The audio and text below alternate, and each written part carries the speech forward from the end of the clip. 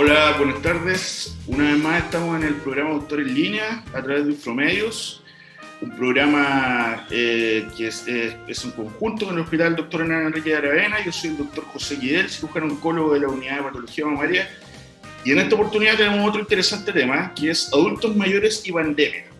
Y para ello vamos a conversar con la doctora Carolina Paz. Ella es geriatra de nuestro hospital, perteneciente al Servicio de Medicina Interna, es docente de la Universidad de la Frontera y además pertenece al directorio de la Sociedad de Geriatría y Gerontología de Chile. Así que vamos a ir a una nota introductoria y vamos a conversar con la doctora. Nuestros adultos mayores siempre han sido importantes para el servicio de salud que brinda el Hospital Hernán Enríquez de Temuco. Actualmente, este recinto cuenta con el programa de rehabilitación y geriatría que está destinado a tratar a la tercera edad en todo el proceso hospitalario, desde la UPC hacia los demás servicios clínicos de medicina, hasta posterior a su alta médica. Y para ello han debido crear planes de intervención y estrategias para favorecer las funcionalidades de los adultos mayores gracias al trabajo de un equipo multidisciplinario. Cada área interviene, ¿no es cierto?, favoreciendo el desempeño de las personas, favoreciendo una precoz alta hospitalaria, y trabajamos coordinadamente para que esto sea efectivo en el menor tiempo posible y ojalá la hospitalización sea lo más breve posible. En el caso de mi área, que es la psicología, el trabajo se ha dividido básicamente en evaluación cognitiva y emocional para verificar el nivel de afectación de capacidades mentales. En segundo lugar, tratamiento de estimulación cognitiva y apoyo emocional en el caso de complicaciones afectivas asociadas a la permanencia hospitalaria, al aislamiento social, a la separación de su entorno y sobre todo al miedo en relación a su regreso al hogar post-alta. También hemos trabajado en la línea de apoyo y asesoría a la familia con el objetivo de poder mejorar el aspecto de acompañamiento durante la hospitalización a través de videollamadas y sobre todo el regreso al hogar. Además de psicólogas, el programa cuenta con terapeutas ocupacionales y kinesiólogos para tratar al paciente en todas las áreas de salud, tanto físicas como mental. Nuestra tarea como terapeutas, lo ideal es que las personas tengan las mayores instancias de participación y desempeño en las ocupaciones previas. Conociendo el basal de nuestras personas mayores podemos recuperar su funcionalidad, mantenerla. También atendemos a que el estímulo ambiental que reciban sea lo más enriquecido posible para mantener sus funciones cognitivas, sensoriales, motoras y todo lo atingente y que nos ayude a sostener una participación activa. Nosotros trabajamos con el objetivo de darle la mayor funcionalidad e independencia a los pacientes geriátricos a través de ejercicios de movilidad, de coordinación, de fortalecimiento, de equilibrio y reeducación de la marcha, favoreciendo siempre, ojalá, el paso a posiciones más altas en la marcha independiente del paciente. Un programa de rehabilitación que, así como cada departamento y unidad, han debido adaptarse a la crisis sanitaria que vivimos producto del coronavirus, por lo que han desarrollado estrategias para que los pacientes puedan tener contacto con sus familias. En estos tiempos de COVID hemos tenido dificultades con el acceso de las familias al hospital, por lo tanto también se han debido idear estrategias, ¿no es cierto?, para mantener el contacto con ellos, que están a través de videollamadas, por ejemplo, a través de reuniones con las asistentes sociales, cosa de que también ese ambiente familiar esté en condiciones de recibir al paciente una vez que se vaya de alta hospitalaria. De esta manera, el Hospital Hernán Enríquez de Temuco continúa trabajando con la rehabilitación de los adultos mayores en un momento complejo que vive el sistema de salud por los altos índices de contagio y por sobre todo la ocupación de camas críticas que hacen aún más complejo la asistencia de quienes lo requieren.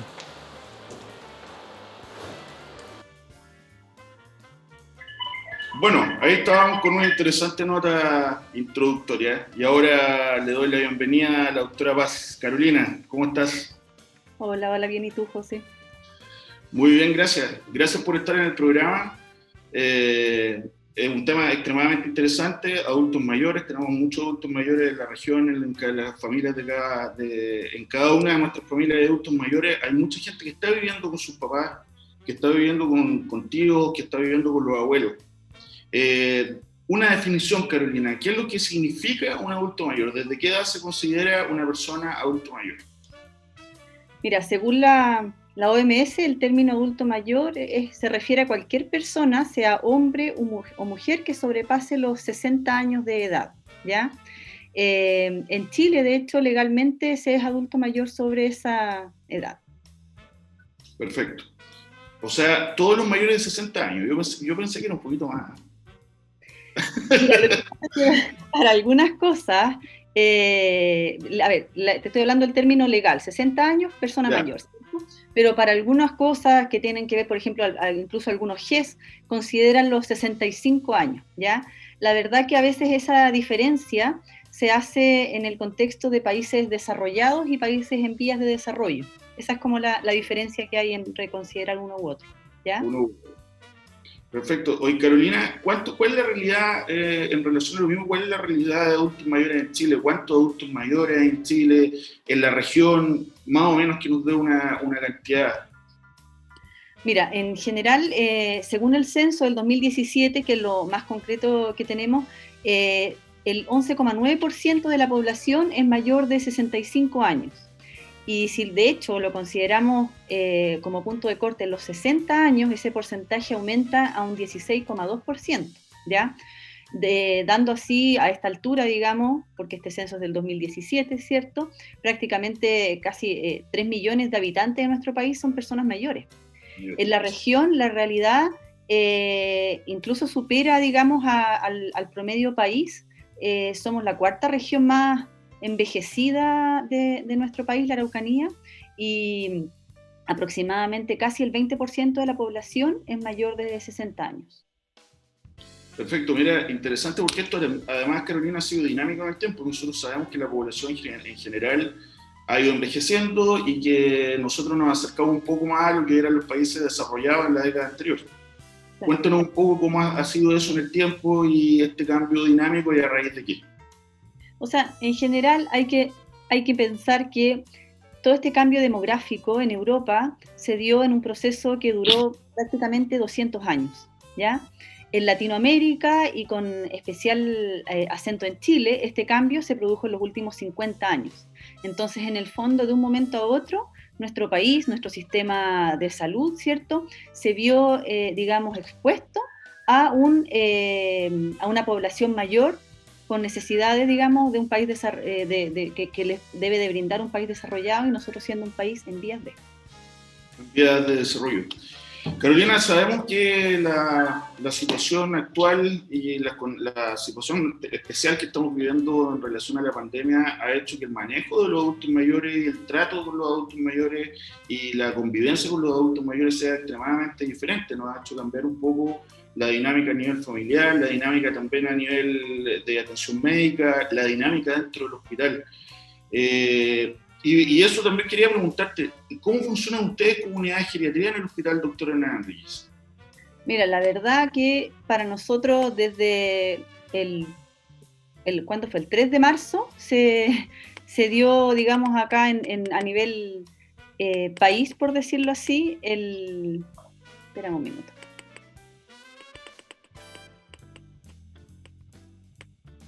El 3 de marzo fue el primer caso de COVID en Chile, ¿cierto? En la Araucanía más o menos el 14, y no sé si al Hernán Enríquez fue como el 18, 17 de marzo el primer hospitalizado, ¿ya?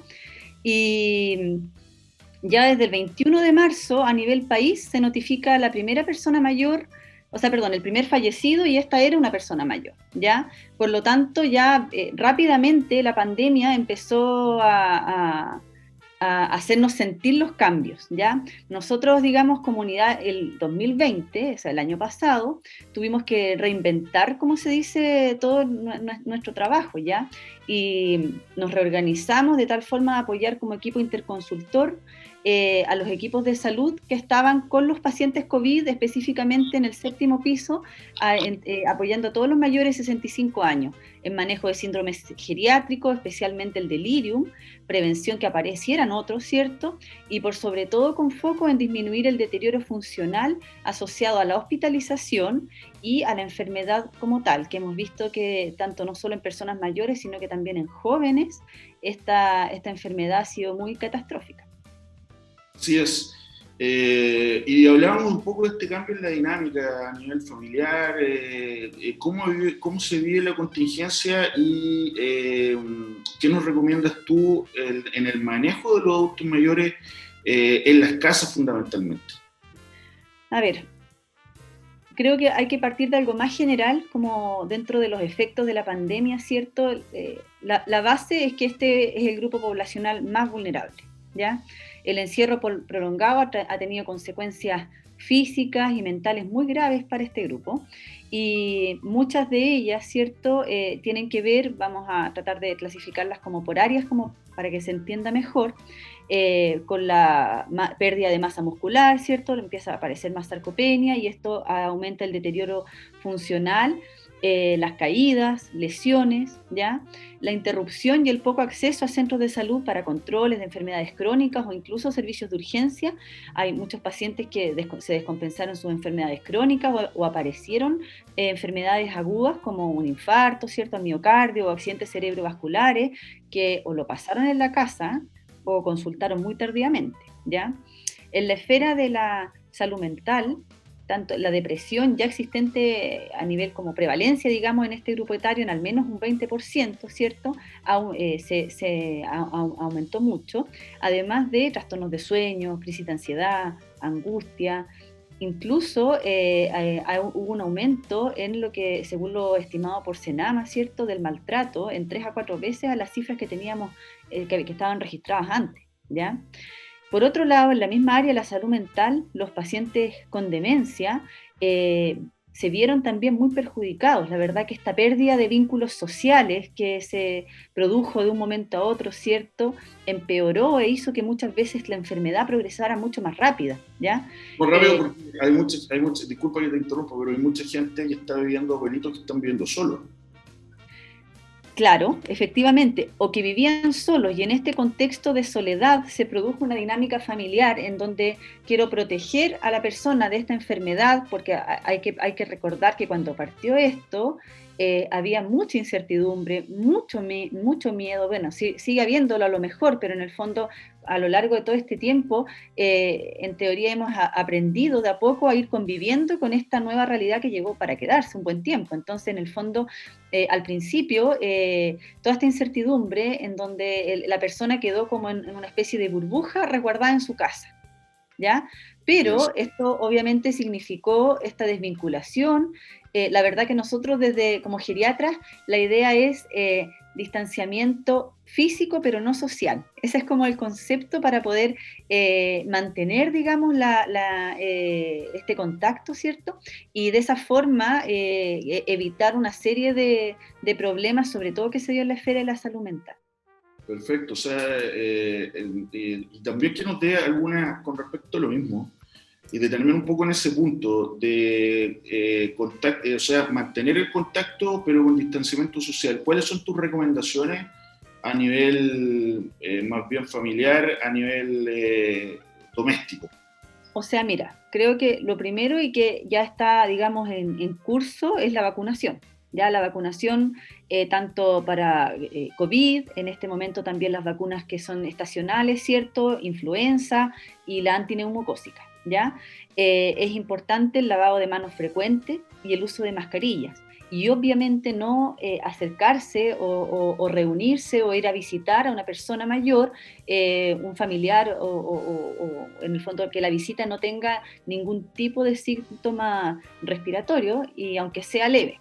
Ya eso en términos generales, digamos, como cuidados que tengan que ver. Si la persona mayor va a salir, porque como bien dices tú, hay muchos que viven solos, y si viven solos es porque son autónomos, ¿cierto?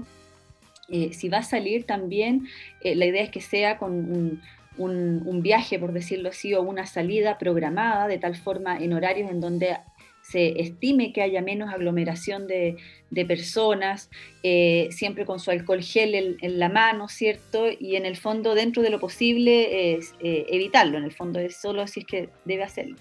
Si es necesario. Desgraciadamente, o sea, nosotros vemos, creo que todos hemos visto que en los distintos lugares de compra hay horarios que son extremadamente complejos. Por ejemplo, el mediodía, en la tarde, en fin. Y hay horarios que existe menos demanda de consumidores en el fondo. Claro. y que hacen que sean horarios donde los adultos mayores puedan ir con mayor tranquilidad. Quería detenerme un poco también en el punto de cómo se está manejando el tema de las patologías crónicas. Muchos adultos mayores son diabéticos, hipertensos, tienen otras enfermedades. ¿Cuál es tu visión en relación al manejo de patologías crónicas en este tipo de pacientes? ¿Hay asistencia domiciliaria? ¿Hay más descompensaciones? O sea, en el fondo, del punto de vista, digamos, de lo que tiene que ver con la APS, así como nosotros desde el hospital, ¿cierto? Con todos los cambios, igual siguió funcionando, pero obviamente a un nivel que tampoco probablemente daba abasto, pero ellos también reconvirtieron su trabajo a atenciones domiciliarias, ¿ya? Y a la entrega siempre de los fármacos. Eso nunca falló, digamos, y por lo menos, digamos, ese aspecto estaban cubiertos, ¿ya? Probablemente los controles se empezaron a hacer de forma telefónica, digamos, la misma realidad que vivimos nosotros desde el hospital, ¿ya? Por supuesto que han habido, y como mencioné dentro del inicio, las descompensaciones han sido más frecuentes y muchas veces han consultado de forma más tardía o han permanecido, digamos, en la casa. Ya esto hace que potencialmente cuando consultan, digamos, ya con un daño, llamémoslo independiente de la causa, ¿cierto? Un daño ya establecido muchas veces, en donde lo que se pueda realizar como intervención en un infarto o en un accidente cerebrovascular no es lo mismo que si hubiera consultado en un tiempo más agudo, ¿ya? Por otro lado, también siempre está el miedo, que en el fondo creo que fue lo que hizo, digamos, a la gente también desistir de consultar, por ejemplo, los mismos servicios de urgencia, además, digamos, de lo que era la alta demanda propiamente tal por el COVID, era infectarse por el COVID, por solo ir a la urgencia, porque en el fondo la enfermedad propiamente tal también golpeó muy fuerte a este grupo etario, ya en el fondo a la fecha en donde en el balance, por ejemplo, de COVID del día de hoy nos muestran que hay ya superamos los 30.000 casos de fallecidos, ¿cierto? Hay que decir que el 85% son mayores de 60 años.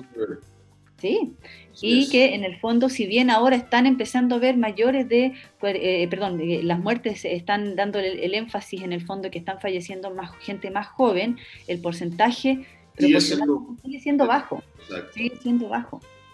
Entonces, tenemos que considerar que estos adultos mayores también son los pacientes que tienen mayores patologías crónicas, de manera que son el grupo de riesgo, siguen siendo un grupo de riesgo vulnerable, el grupo de riesgo vulnerable.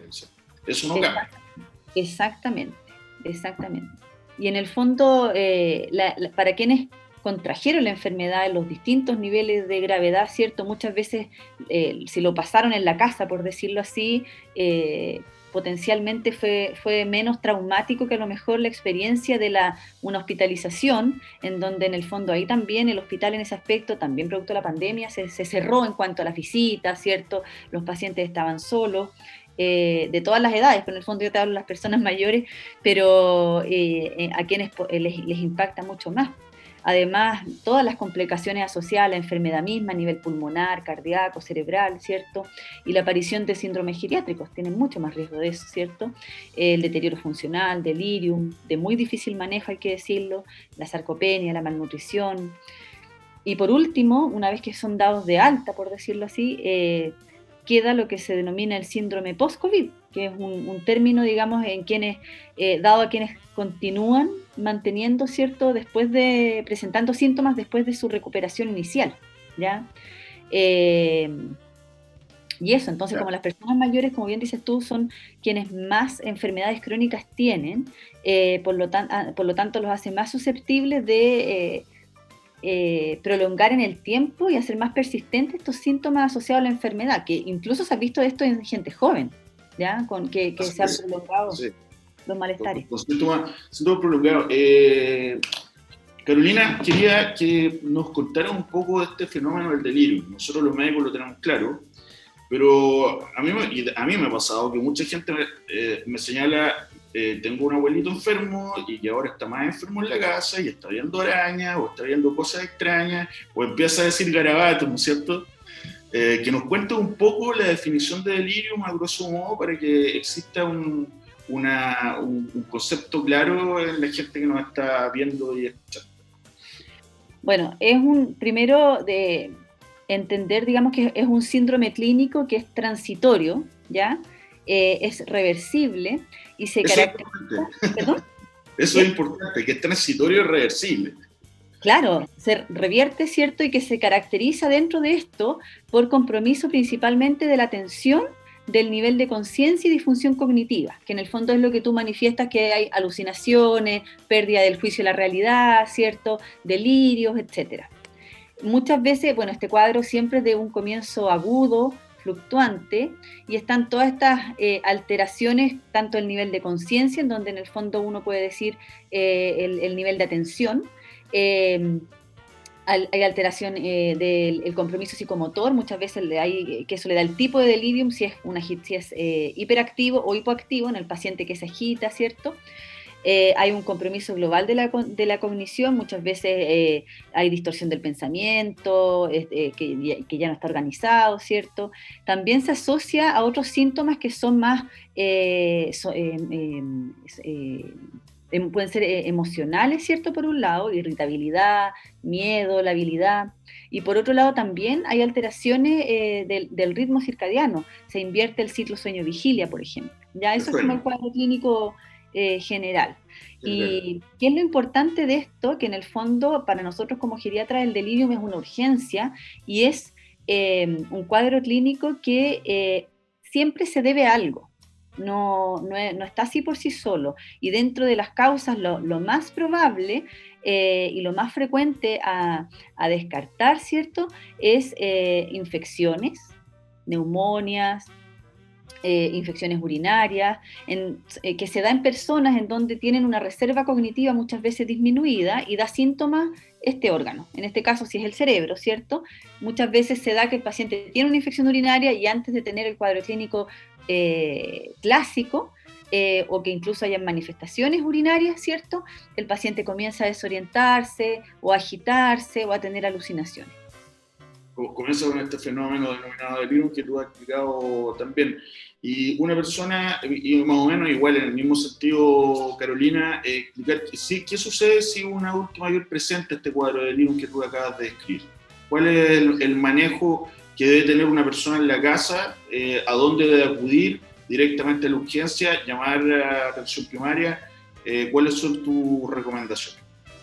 En general, si el paciente está solo con delirium y todavía no hay ningún otro síntoma identificable como para saber identificar la causa propiamente tal, ¿cierto? Pero la recomendación siempre es consultar, siempre pedir evaluación médica. Si como te decía en un principio, si es solo el delirium, la verdad que hay que diferenciar si hay otros síntomas asociados que nos hagan imperativo ir a la urgencia, ¿ya? Pero muchas veces, que en el fondo a veces hay accidentes cerebrovasculares y está solo el delirium, ¿cierto? O es un hematoma subdural, etcétera. Entonces, en el fondo, que son causas como para ir a la urgencia, ¿cierto? Pero otras veces una infección urinaria que está iniciándose, entonces en el fondo lo primero es tener un contacto médico, una evaluación médica, el APS y ya si corresponde en el servicio de urgencia. En el servicio de urgencia... Pero no puede quedarse en la casa. Ya, eso es importante recalcarlo, ¿no? Y es un cuadro que se da con frecuencia, que es motivo de consulta, y existe mucha desorientación de parte de las personas que viven con adultos mayores en relación a lo mismo. Quería hacerte una pequeña pregunta en el manejo. Perdón. Quiero agregar un poco, sí, que en el fondo lo que te mencioné, las causas infecciosas habitualmente son las más frecuentes, pero también hay otras, ¿ya? Claro. Metabólicas, el dolor, fiebre, una caída, incluso muchas veces un ajuste reciente de fármacos. Entonces, en el fondo es importante consultar, porque si no lo detectan, no va a seguir su curso y el delirio a largo plazo tiene un impacto muy negativo en las personas mayores.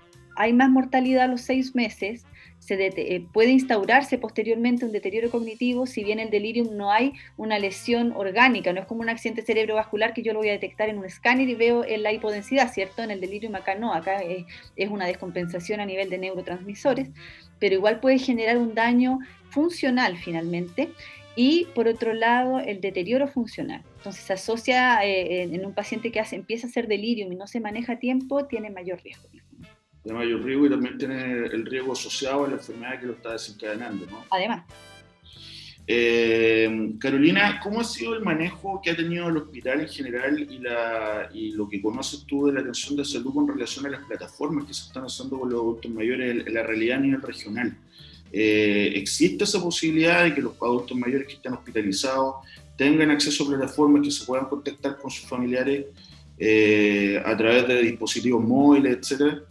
Mira, dentro de nuestra reorganización el año pasado cuando partimos, hicimos algunas modificaciones elaborando material de apoyo y otras gestiones, ¿ya? Elaboramos una BGI para aplicar telefónicamente y de esa forma poder obtener BGI, es valoración geriátrica integral, y de esa forma poder obtener toda la información del paciente mientras está hospitalizado y así poder darle el apoyo a los colegas que estaban viendo los pacientes COVID, ¿cierto? Por otro lado, también se hizo una infografía basada en el manejo y la prevención del delirium, que como te comenté, en los pacientes con COVID, en un principio de verdad fue... todo siempre al principio fue nuevo, digamos, todo lo que iba pasando, entonces los delirium que hacían eran muy, muy severos y de muy difícil manejo, muy difícil respuesta, ¿ya? Entonces comenzamos con esta infografía como para dejar a los médicos de los distintos pisos de medicina, o sea, en medicina interna y después el séptimo, donde estaban los pacientes con COVID. Y por otro lado también hicimos, digamos, una escala, un semáforo, digamos, con los fármacos en cuanto al riesgo de uso también en pacientes con delirium. Por otro lado, también se realizó una pauta de recomendaciones de ejercicios en camas. Como te comentaba, los pacientes quedaban en su habitación solos, y cuando estaban sin delirium y estaban en buenas condiciones, obviamente los profesionales entraban, pero siempre se optimizaban las entradas, ¿cierto? No es que todo el personal estuviera entrando y saliendo de la habitación. Entonces se creó esta pauta con el fin de que después de que el profesional hiciera su intervención, sobre todo desde el punto de vista motor, ¿cierto? El kinesiólogo, motor y respiratorio como el kinesiólogo, se dejaban esta pauta en donde estaban las fotos del kinesiólogo que trabaja con nosotros en geriatría, en donde estaban como los gestos de cómo hacer los ejercicios, ¿cierto? Y así los pacientes dentro de la sala pudieran seguir con la rehabilitación, ¿ya? Por otro lado, también se hizo un esquema, ¿cierto?, de como una especie de díptico, en donde estaban las recomendaciones para el alta de personas mayores que estuvieron hospitalizadas por COVID, ¿ya? En este contexto, el foco estaba en el mantener la autonomía, en respetar, digamos, respetar su dignidad, ¿cierto? El otorgar un cuidado seguro tanto para la persona mayor como para el cuidador. Por otro lado, también, por sobre todo, que siguiera sus controles médicos, ¿cierto? Y establecer una rutina de estimulación global, tanto cognitiva como motora. Entonces, en el fondo, establecer horarios fijos tanto de alimentación, higiene de sueño, actividades recreativas, regular las siestas, evitarlas en lo posible en el día, ¿cierto?, para ahorrar todo el sueño para la noche, indagar en actividades que puedan ser de interés para la persona, pintura, lectura, escuchar música, televisión, dentro de lo que pueda hacer en el hogar, de tal forma de ir estableciendo esta rutina, ¿cierto?, que participe en actividades de interés y conozca la ejecución, ¿cierto?, de estas mismas. Muchas personas mayores utilizan redes sociales, su teléfono, ¿cierto? Entonces siempre para que puedan seguir manteniéndose en contacto con los otros, el resto de su familia, ¿cierto? Y eso en general, pues, siempre disponer también, por ejemplo, de un calendario, el reloj, fotografías, sobre todo cuando tuvieron delirium y durante la hospitalización, la parte como llegar a la casa y como comillas reconectarse con su ambiente, necesitan como esta serie de ayudas, digamos, ambientales, ¿ya? Bueno, un reloj grande, claro, teléfonos con números grandes, calendarios con números grandes. La idea es facilitar. Carolina, bueno, te voy a volver a presentar por la gente que se está integrando a UFRO Medios. Estamos conversando con la doctora Carolina Paz. Ella es geriatra, tiene la especialidad de medicina interna, especialidad de geriatría. Es parte del servicio de medicina interna del Hospital Dr. Hernán Enrique de Aravena, docente de la Universidad de la Frontera, y además es miembro del directorio de la Sociedad de Geriatría y Gerontología de Chile. Carolina, detenerme un poco en parte de lo que nos estaba señalando en relación al manejo ambiental en el hogar. Y me llamó mucho la atención del tema del manejo del sueño. Los adultos mayores tienden a dormir siesta y tienden a tener un sueño, lo sabemos, más corto y con menos continuidad. ¿Cuáles son tus recomendaciones de manejo ambiental en el hogar y en relación al mismo hecho de la siesta? ¿Cómo podemos hacer que los adultos mayores tengan un sueño más reparador? Bueno, ya me hiciste una muy buena introducción, ¿cierto?, al tema, pero en el fondo, efectivamente las horas de sueño van disminuyendo y las personas que empiezan a dormir siesta van quitando horas de sueño a la noche.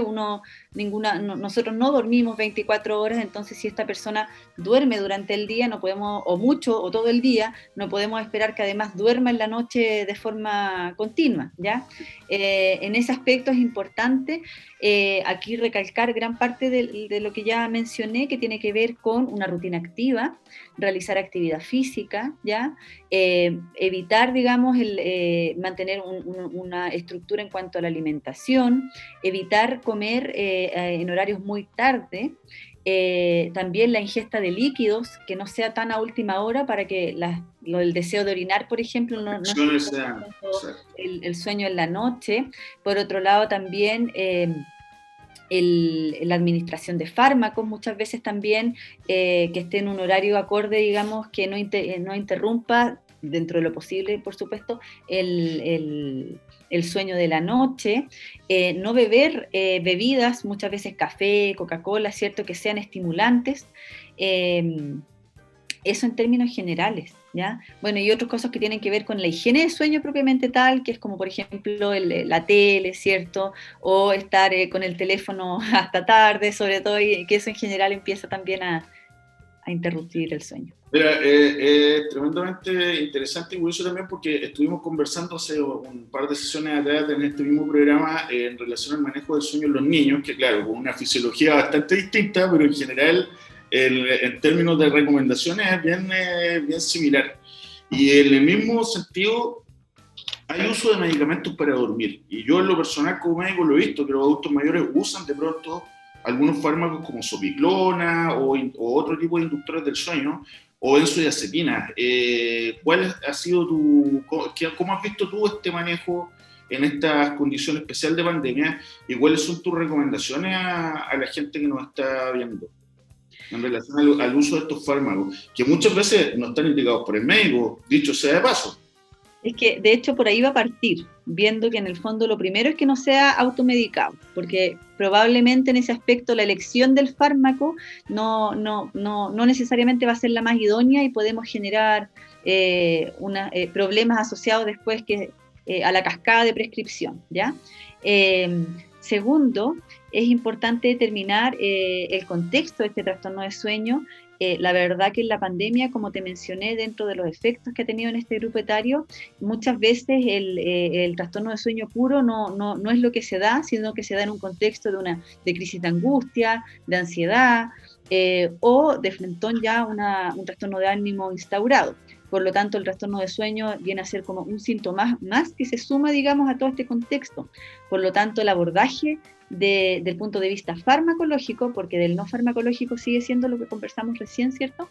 Del punto de vista farmacológico es importante identificar el conjunto del cuadro. ¿Por qué? Porque en el fondo puedo tratar con un antidepresivo el trastorno de ánimo y de paso, digamos, se me va a regular el sueño, ¿ya? Entonces, en el fondo, y ahí dentro de eso, también hay perfiles de antidepresivos, que en el fondo, bueno, no es el fin de acá estar dando prescripciones, ¿cierto? Pero en el fondo es importante saber que tampoco todos los antidepresivos son iguales y tienen horarios y perfiles de pacientes los cuales por qué dar uno y por qué dar el otro.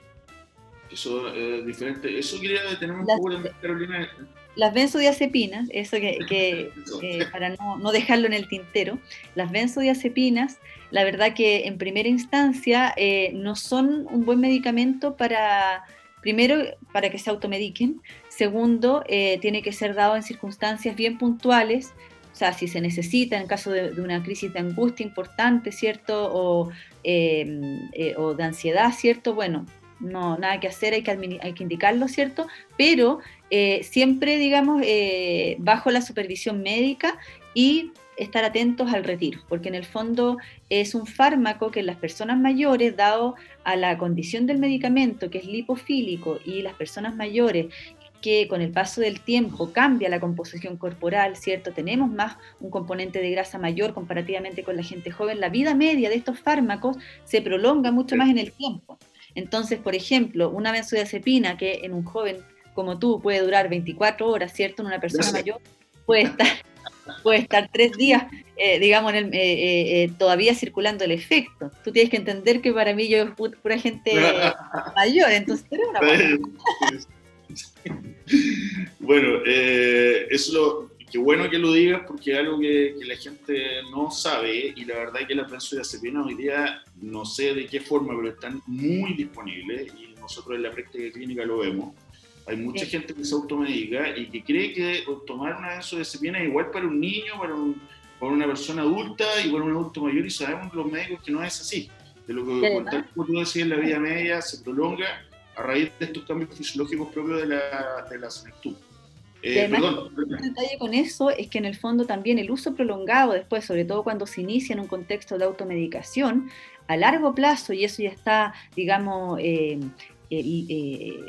visto, digamos, en la literatura, en varios estudios que muestran que hay más deterioro cognitivo en quienes lo ocuparon a largo plazo, hay más riesgo a caer y por ende de fractura de cadera. Entonces, en el fondo, no es un fármaco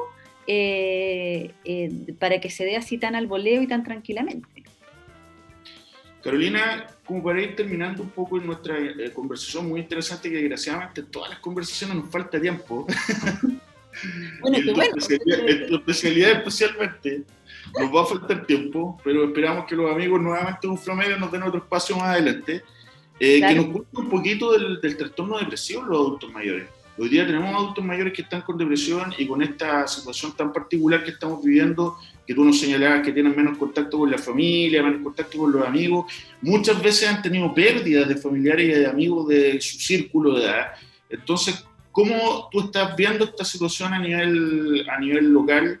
¿Qué es lo que has visto en el hospital y cuáles son algunas pequeñas recomendaciones al respecto? O sea, la verdad que efectivamente la alteración, el ámbito de la salud mental en las personas mayores, bueno, en todos, digamos, pero me voy a enfocar desde las personas mayores, se ha visto trastocado, pero terriblemente. Es la cuarta ola, de hecho, que se viene posterior a la pandemia, o sea, ya no sé si tercera o cuarta, porque ahí, pero en el fondo es una de las secuelas que vamos a tener posteriormente, ¿cierto?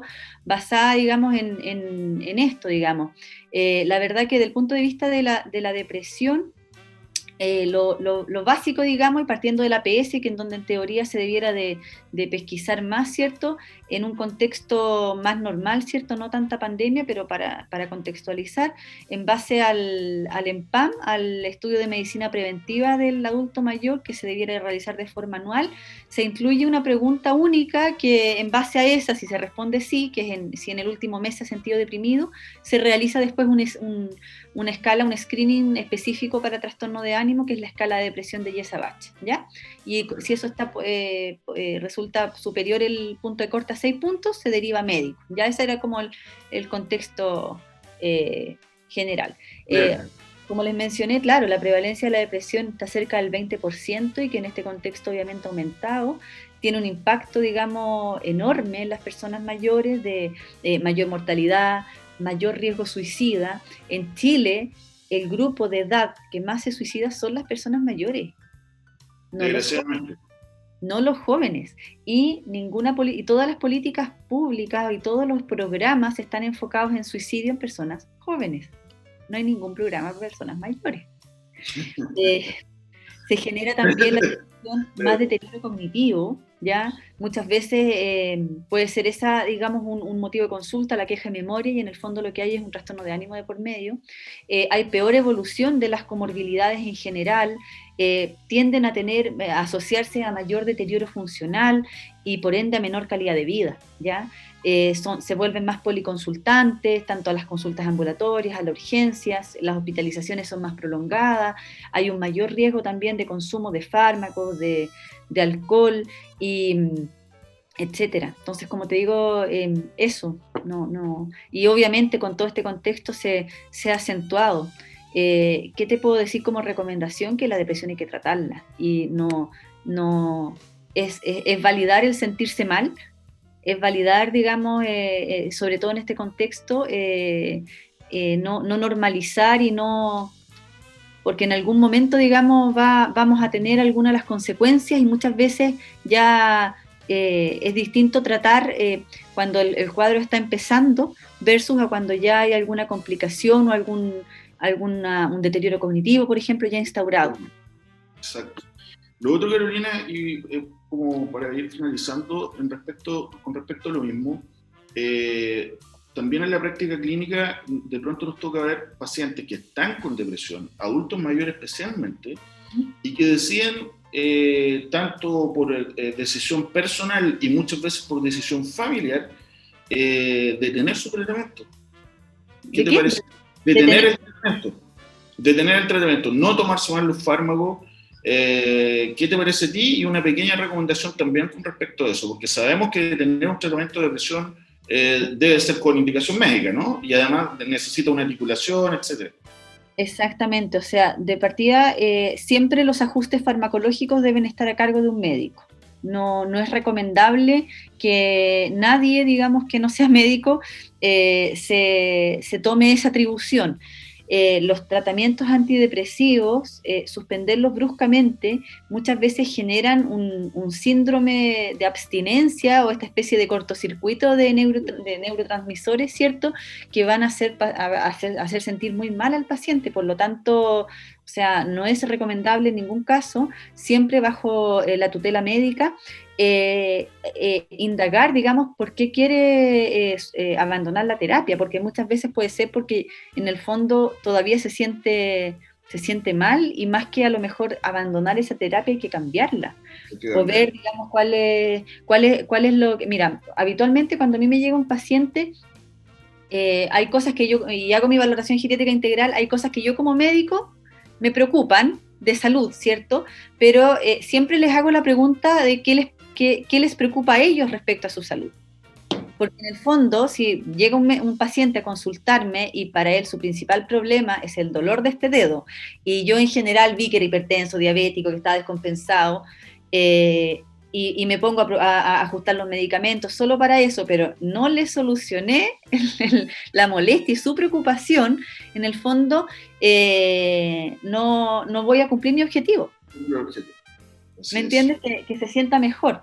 Entonces, y eso también, si el paciente se establece el nexo en donde va viendo que tú estás solucionándole sus problemas de salud, sus preocupaciones, se establece un mejor vínculo, y si hay algo que decir, digamos, mis pacientes o este grupo etario en general, sobre todo los de la cuarta edad, ¿cierto?, sobre los 80 años, son muy adherentes a las terapias. Entonces, en general, es muy gratificante, digamos, tener después el feedback cuando ya se van sintiendo mejor.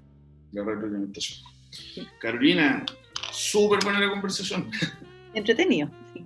Entretenido, yo creo que quedarán algunos temas que serían muy interesantes desarrollar en el futuro. Te doy las gracias por tu tiempo. Espero que podamos ir saliendo de esta realidad actual y que los adultos mayores puedan volver a tener una vida un poquito más plena en el futuro. Así que nuevamente gracias. No, a ti. Y gracias a la gente de Ufromedio y a la gente que nos está escuchando y oyendo. Espero la próxima semana hablar otro interesante tema con profesionales del hospital. Muchas gracias. Gracias, chao.